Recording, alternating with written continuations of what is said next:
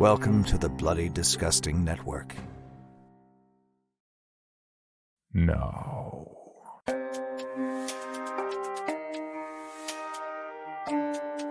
This is Creepy, a podcast dedicated to sharing the most famous, chilling, and disturbing creepypastas and urban legends in the world. Whether these stories truly happened or are simply fabrications is for you to decide. These stories may contain graphic depictions of violence and explicit language. Listener discretion is advised. Creepy presents Cairns. Written by Robert Lloyd and narrated by J.V. Hampton Van Sant.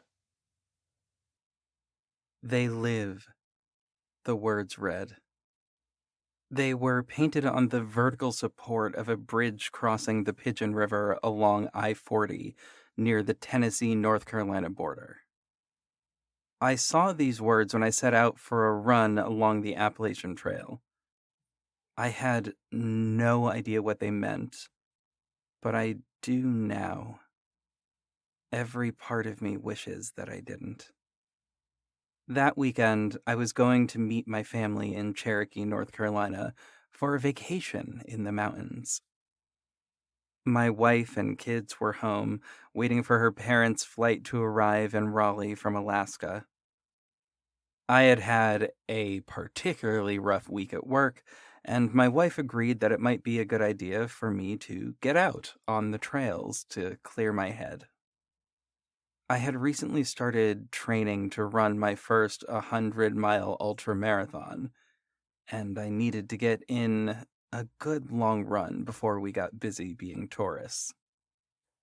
The section of the AT that I was running that weekend, I'd found on a map of the trail that I have hung on the wall of my man cave at home.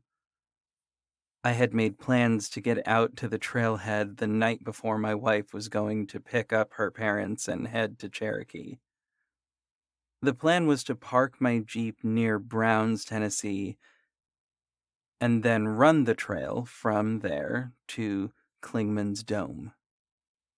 It's not actually Klingman's, but a saddle along the ridge that leads there, a place called Newfound Gap, where the borders of Tennessee and North Carolina meet. Total distance, right at 30 miles. This section of the AT follows the ridgeline that makes up this border. It's a rugged and remote area, but it wasn't an area I wasn't familiar with. I've been to this and numerous other sections. I'd even completed a through hike of the entire trail shortly after graduating from college in 2005. It was my finding myself trip. Something I think drives so many Appalachian Trail hikers to make such a grueling trek. To be honest, you do find yourself out there. You also find a lot of other people out there as well. You run into them over and over again. They'll pass you, you'll pass them, and you'll come out on the summit of Katahdin to them, or their name there when you finish. My entire run was scheduled down to the time. I'd get to the trailhead by 6 p.m., sleep in my Jeep, and start early the next morning. Wake up was going to be at 4:30 a.m. so that I could get a good breakfast of oatmeal, 2 eggs, 4 strips of bacon, and orange juice that I'd pack in my cooler for the drive out from Raleigh the night prior. I'd be carrying all the water I'd need to see me through the run. 2 24-ounce hand bottles and a 2-liter hydration pack. The hydration pack had extra pockets where I'd keep some trail food and electrolyte capsules as well. The single out-of-place event was the pre-run smoke. I had quit smoking many years before, but for whatever reason, I liked to pack a single cigarette to calm my nerves before taking off. I'd finish my cough-inducing reminder of why I quit by 5:55 a.m. sharp. After this morning ritual, I'd be on the trail from 6 a.m. until I reached the gap. My wife worries about me when I go out on these sorts of runs. They are, after all, a bit ridiculous, and you have to be marginally unbalanced to engage in this activity. After her standard protestations, she left it with a simple request: be safe. The drive out was not only uneventful, but faster than I had planned by an hour. I made it to the trailhead by 5 p.m. With plenty of light left in the day, I decided to go for a short, easy run north along the Appalachian Trail from my parking spot under the bridge, back across under the I-40 underpass. I followed the AT Blaze, a modern version of the ancient and largely disused Cairns marking system, and up the stone stairs that led up onto Max Patch Mountain. Max Patch tops out at 4,620 feet above sea level, but I was only going to the sign for Standing Bear, 1.3 miles down this trail. I'm only outlining this run because it was on the way back that I actually noticed the words. They were scrawled very clearly and deliberately, 12 inches high, and in all capitals. They live. I laughed, thinking back to the Rowdy Roddy Piper movie of the same name. Consume, I remember thinking to myself as I made it back to my parking spot campsite and prepared for some ramen for dinner. I awoke the next morning earlier than I had planned and moved along my pre-run routine faster than I'd expected. I'd cooked and ate breakfast by 5 a.m. and packed my water and trail food by 5:15. I felt as though there was someone pushing me along. Get out on that trail, the unheard voice urged. I obliged. Even holding off my smoke until 5:30 didn't make much difference. I was ready to leave by 5:35. I should have known there was something wrong, that there was something amiss. The sun wasn't up yet, but the internal voice told me to dig out my headlamp and run. Screw it, I thought. No point waiting for the sun. He'll catch up with me. And then I ran off into the woods and into the strangest day of my life. This section of trail starts off with an upward climb of switchbacks and creek crossings that feel as though they go up for a mile or more. In the pre-dawn hours, it could be dangerous, so I took my time. No reason to kill myself trying to have fun. The sunrise had still not come when I started to feel like I was being followed. They live was all I could think when those noises began coming from different sections along the trail. First, it was twigs snapping and the sounds of scuffling nylon, like tents being shaken out. Just hikers, I thought, and kept running. Then came the labored footsteps and heavy breathing along the darkened path. Just the breeze, I assured myself. When the sun began to shine through the trees, I began to hear the voices. I looked down at my watch. I was only 6 miles into the run. I was breathing heavily, but I felt good. The trail has a wonderful calming effect. I could see well enough in the breaking dawn, so I took my headlamp off and stopped to put it away quickly. Two men came from around the bend in the trail ahead of me, and they looked like hell. Their gear was tattered, and their clothes were heavily soiled. Not an uncommon sight. But they were walking as though they hadn't a care in the world. They joked as they walked past me. I waved and asked them if they were all right. They said nothing in response, and were around the next bend before I could turn to watch them go. I stepped back into the middle of the trail, looking in the direction the two men had just gone. The entire situation was puzzling. Most people jumped at the chance to stop for a short talk with others along the trail. But I had to be back at the saddle by 3 p.m., and I still had a long way to go. When I turned to start running again, I nearly tripped over a stack of rocks in the middle of the trail. It was a cairn.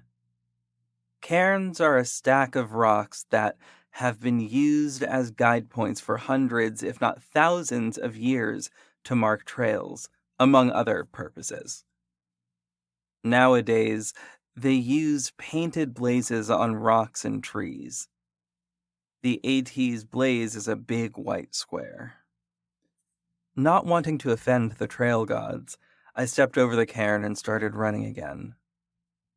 The sun had not yet started to warm up the air, but there was a fog forming in the understory. I love the fog, and I picked up my pace as it rose. The sounds were becoming more pronounced as I made my way along the trail. 4 people were leaving a shelter to head out for the day at one point, and I waved at them as I passed by. Only the girl in the back of the group seemed to notice me. She looked shocked at my appearance out of the fog. I kept running.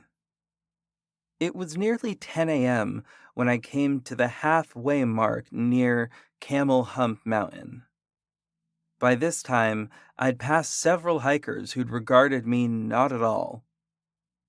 The 1 or 2 that did were with the expression of the girl from earlier in the day.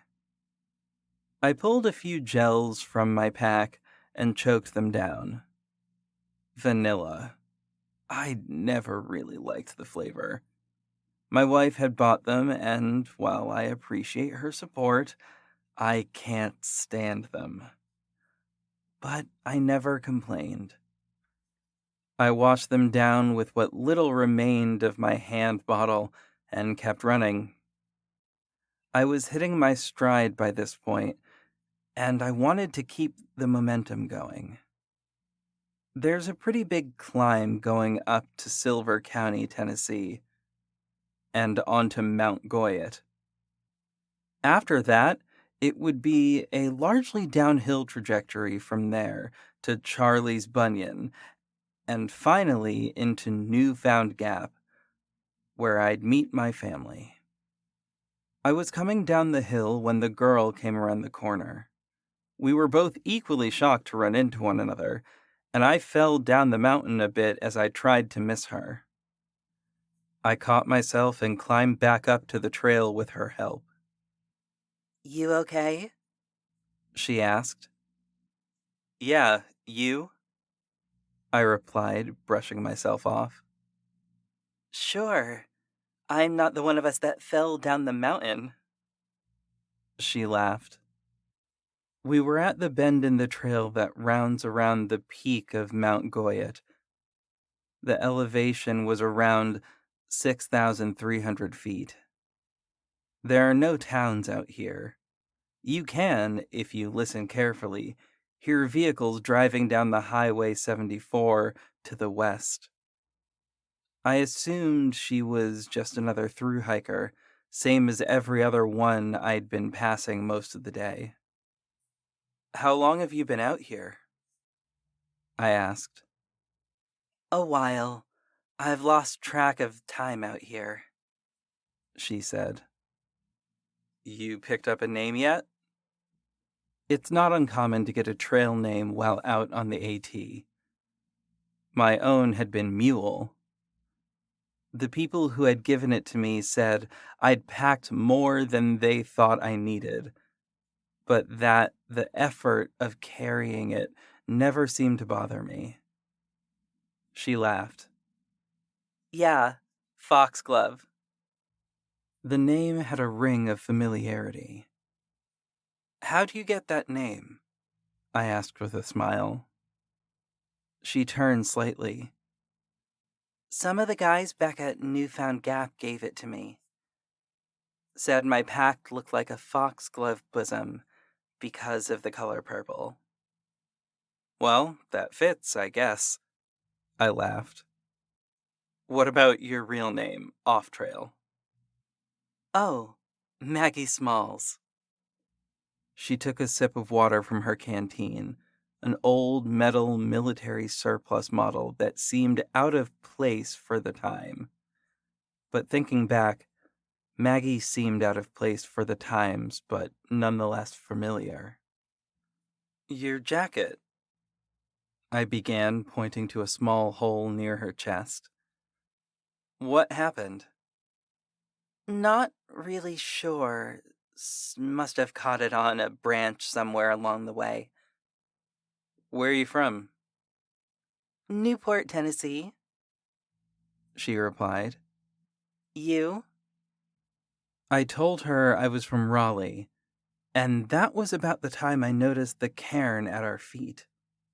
She noticed it as well and said, These have been all along the trails. They're comforting. Why do you say that? I asked, slightly confused. I think they're wonderful, she continued.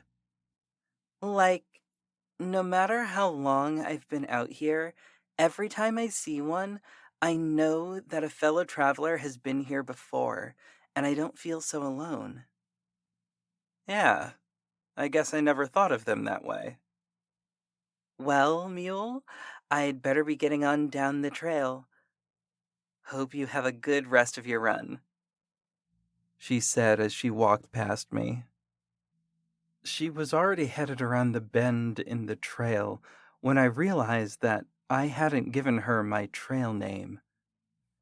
I turned just in time to see her purple foxglove blossom backpack going out of sight around the bend. It was near noon, and I still had several more miles to go. I decided to forget about Foxglove and her knowing my name, and ran off down the trail towards the gap, making sure to step over the cairn. I started looking for the cairns along the trail from then on. Most of the time, there was nothing when they were placed to the side of the trail. But the ones in the middle were always accompanied by the sounds I'd heard throughout the day. Laughing, scuffles of nylon, then the people, hurt or bruised, walking without a care. I came off the trail to where my wife was standing, near the large stone monument that marks the spot where the borders meet. There were tears streaming down her face as I leaned in to give her a kiss.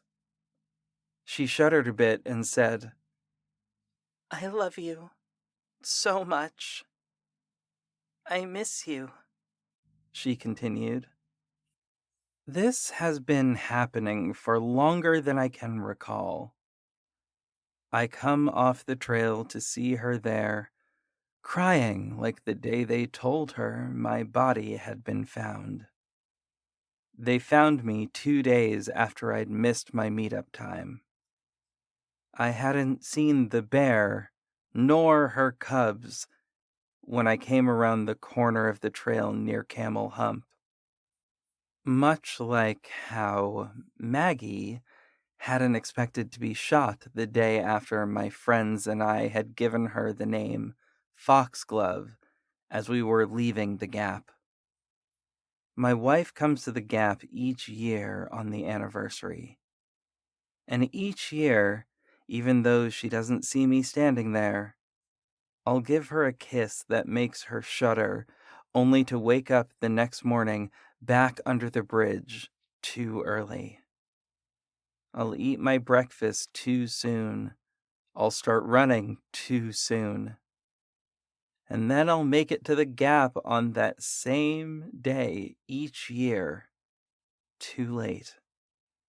The one thing I wish I could forget is that cairns are also used to mark the spot where a person has passed on or been buried. My own was built by my wife and kids at the spot where I was found.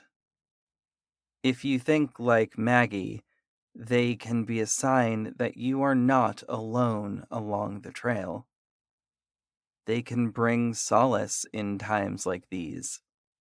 So please, step lightly when you see the cairns in the middle of the path. We still live here, even once we're gone. Creepy presents. My wife came home last night, but whatever that thing was on my security camera, it sure wasn't her. Written by Ghost at the Feast 22 and narrated by Nate Dufort. I'm writing this at my neighbor's house, where we're currently waiting for the police. I suppose I'll tell them the same thing I told Jack when I came banging on his door this morning. I can't exactly tell them the truth. They wouldn't believe a word of it, and I can't say I'd blame them. I'm not sure why I'm even telling you, except you may be the only people who would believe me, and I have to tell someone, or I think I'll lose my damn mind. For context, my house sits on a good amount of land that sits next to a large open field to the left of it. There's a few acres of trees beyond the field, a small forest, as my wife likes to say. Our closest neighbor, Jack, lives about 1.5 miles down the road, so we pretty much have the space all to ourselves. Our own little pocket of paradise, beautiful and safe. Well, that's how I used to think of it. Now I don't feel safe here. Not at all. It's tainted to me now, and I don't know what to do. I've never seen anything like this before. If anyone hearing this has ever been in a similar situation or possibly knows what it could be and, most importantly, what I can do, please reach out. Last spring, Michelle, my wife, thought it would be a good idea to get one of those doorbell cameras. We'd had some things go missing as well as some minor destruction on our property. Nothing too serious. Just a few broken flower pots and some missing lawn ornaments. I tried to tell her it was probably some teenagers from town, just finding something exciting to do, but she wouldn't hear of it. She didn't care about the flower pots or lawn ornaments that much, but she didn't want the situation to escalate into a home invasion. I thought that was a little dramatic, but I knew when to keep my mouth shut. So, we bought the camera, and I installed it the same day, right up by our porch light so that we could get a view of the front door and as much of the front of our property in the shot as possible. After 2 days, we finally solved the mystery of the missing lawn decor. You probably already figured it out. If you guessed 2 raccoons, you'd be dead on. It was kind of hilarious watching them scooping up my wife's solar garden lights and carrying them off on 2 legs. Watching them running away with those bright blue bulbs in their hands like 2 little burglars was pretty funny. They even looked the part with those masks. Even Michelle couldn't keep a straight face. I wondered what they were doing with all the stolen goods. Maybe sprucing up their digs out in the forest. Michelle started putting out bowls of cat kibble, and amazingly, the thievery stopped. We still kept the camera up, though. Turns out, it would come in handy. Michelle's been out of town for work for the last 4 days. She was supposed to be home last night around dinner, but called to tell me the plane had been delayed and she wouldn't be home until 4 a.m. or later. I told her I loved her and I'd see her when she came home, and that was that. It was an average night, nothing out of the ordinary. I straightened up the house so she wouldn't come home to a disaster. I made some soup for dinner and fed the cat. After, me and Mona curled up on the couch together, me watching TV while she purred on my chest. I went to sleep around 2 a.m. I'd only slept a little over an hour before I was woken up by an alert on my phone, a notification for the security camera. Now, it wasn't unusual to get an alert, especially late at night. It was always some little critter, a fox or raccoon. But I grabbed my phone off my nightstand to check anyway. It was well after 2, and my immediate thought was that Michelle had gotten home earlier than she thought she would. I laid there listening for the sound of Michelle letting herself in, but it never came. Only silence. I groaned, figuring she'd forgotten her keys. Wouldn't be the first time. She was notorious for leaving them behind. Probably forgot them at the hotel or airport. I didn't jump right up to check, though, as I still hadn't heard her knock.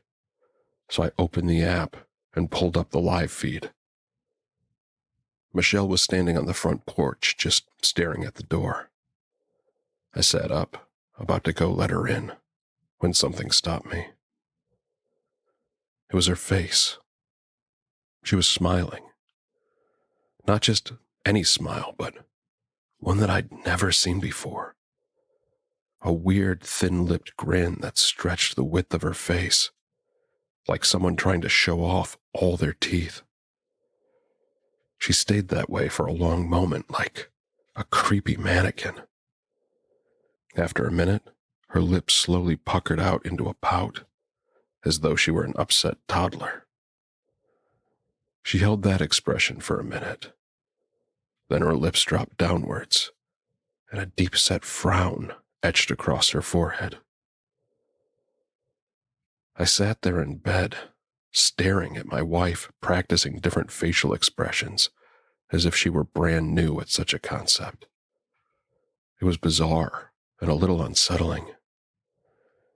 She continued to go through each movement, seeming to take her time with each one. Smile, pout, frown, repeat. After watching her for nearly 15 minutes, I finally recovered from my shock and confusion and pressed the intercom. "Babe, what on earth are you doing?" I said. Her head snapped towards the camera, looking up at it with wide eyes. It was as if she'd forgotten the camera was even there. Her mouth was partially hanging open on one side, caught between a smile and a frown. She didn't answer me, only continued to stare, her face frozen in that disturbing look. I waited for a long moment, unsure how to proceed. The longer I watched her, the more I realized just how strange she looked. I didn't notice at first being half asleep, but now that I was wide awake, it was so obvious that I wondered how I could have not noticed immediately. For starters, she seemed much taller. The top of her head came to just over the little rod we used to hang our different holiday flags, the one I have to stand on my tiptoes to be able to reach. That wasn't the only odd thing about her. Her arms were much too long, hanging down past her knees. Even her face was different. It resembled her enough that it wasn't instantly noticeable, but when I really looked, I could see that her face seemed more narrow, as if it had been stretched from the top of her head to her jaw, and the skin looked too tight, as if it were 2 sizes too small, the bones underneath pushing hard against the flesh. I was beginning to panic at that point. I didn't know if she'd been in some horrible accident or what, but I knew something was very wrong with her. "Honey, are you hurt?" I asked, my voice shaking. In response to my question, Michelle stamped her foot down on the porch, hard, shaking her head. Before I could say anything else, she reached out and took hold of the doorknob and jiggled it fiercely. I was instantly filled with dread at the mere thought of her getting in. "I'm not letting you inside," I said quickly. I could hear her jiggling the knob frantically, her face still staring up at the camera. She finally let go after a few minutes and made a sound, almost like laughing. The sound of it made my skin crawl. "I'm home," she said. Her voice, like her face, was similar, but not a complete match. It went from nasally to almost baby-like. "I'm home. Open the door." I almost closed the app and called 911 right then and there.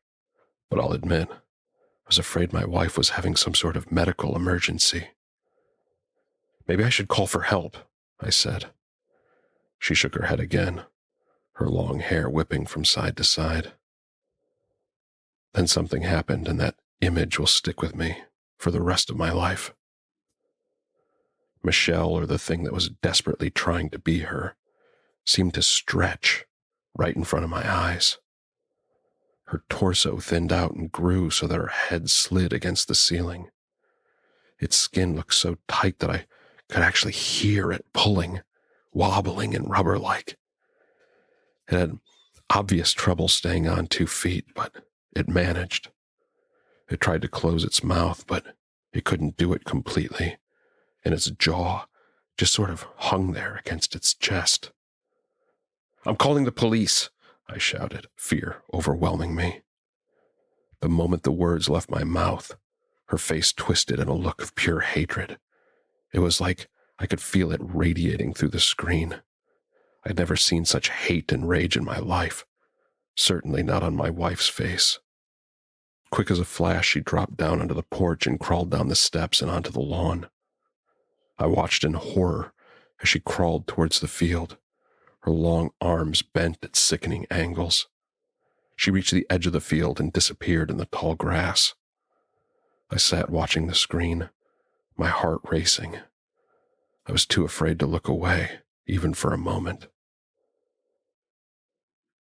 After an hour without seeing her again, I finally felt safe enough to set the phone down and try to sleep. I thought about calling my wife, but part of me was too scared I'd hear that poor imitation on the other end. I fell into a restless sleep sometime later. I didn't sleep long before my phone woke me again. Another notification. I pulled up the app and held my breath, terrified at what I'd see. When the feed came up, I knew right away that I was looking at my wife. Relief flooded my body. She was standing on the porch, her suitcase at her feet, as she rummaged through her purse, probably searching for her keys. "Lost your keys again?" I said, pressing the intercom.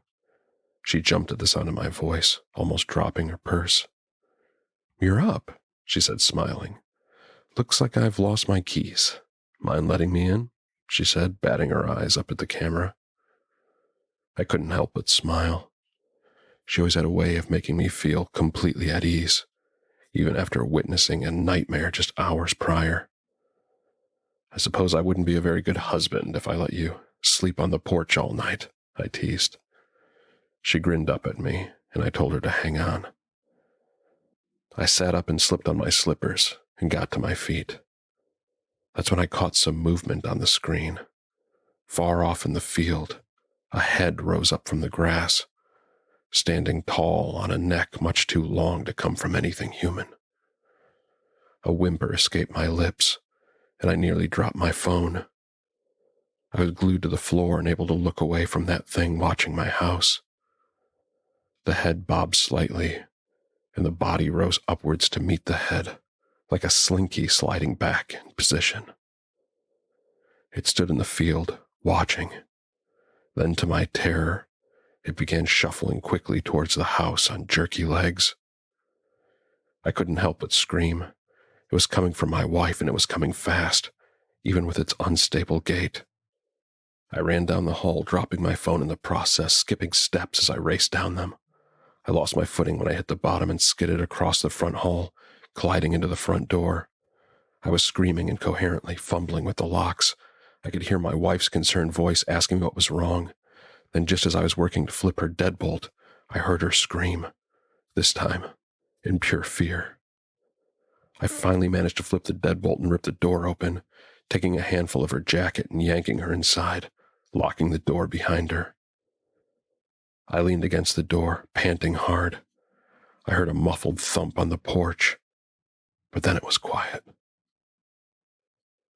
My wife was scared, pale and in tears. She refused to talk about what she'd seen and didn't want to see the footage of the thing on our porch. I let her get some sleep, assuring her that the house was secure. I stayed up, checking the windows in the live feed. I watched the field for any sign of that thing, but it seemed like it was gone. Soon after, Michelle went to sleep. I decided to look at the video to see if I could tell where it went off to. I was scared to see it again. Maybe that's why I waited. I pulled up the video and watched that thing shambling across the field towards my house, its long arms outstretched and a look of longing on its face.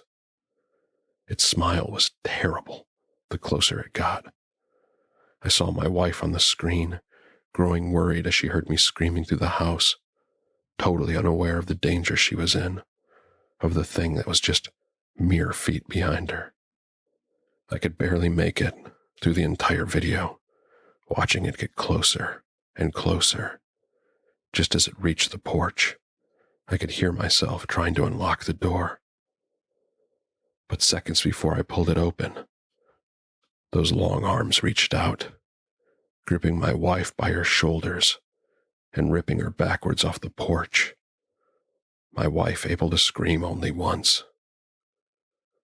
I didn't see what it did with her, but I did see it step up onto the porch, positioning itself in front of the door, its limbs adjusting to a more human appearance, just before my hand shot out to pull it inside.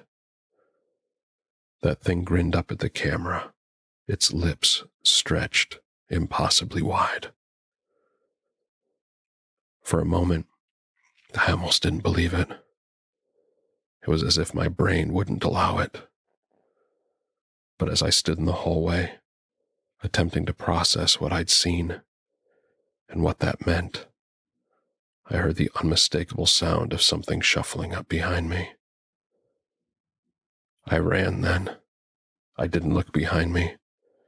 I didn't want to see what I knew I would see, something eerily similar to my wife, with gangly limbs and skin stretched taut over the sharp bones.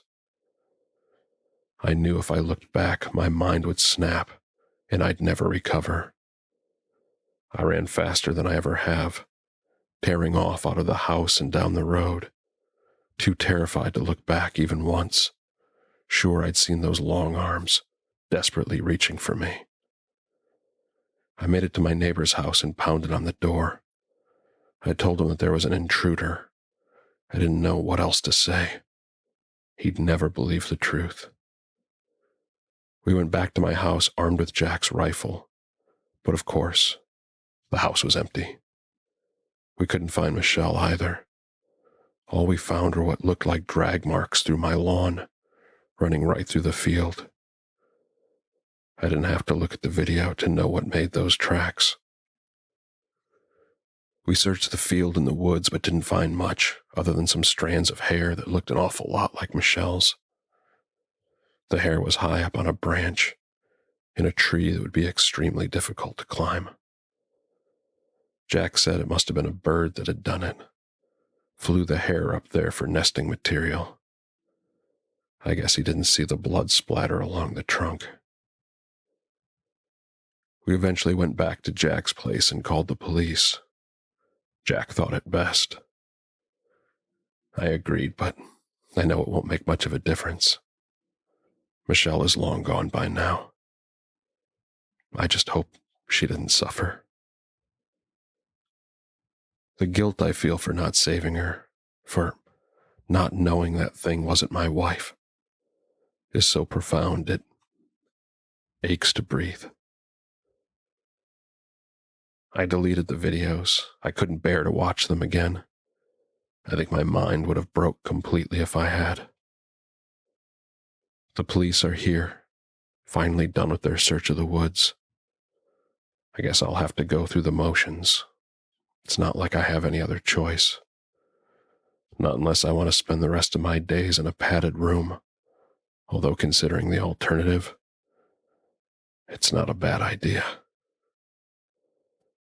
If you have any experience with this or have any clue what I should do if it comes back, please let me know.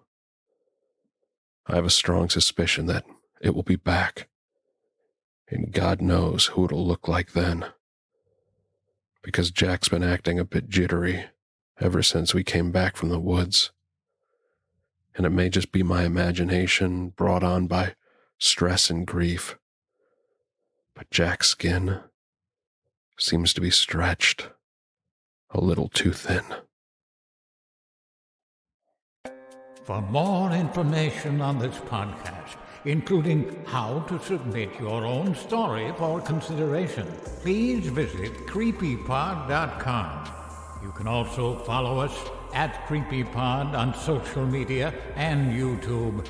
All stories told on this podcast are done so through Creative Commons Share-alike licensing or with written consent from the authors. No portion of this podcast may be rebroadcast or otherwise distributed without the express written consent of the Creepy Podcast production team and the story's author.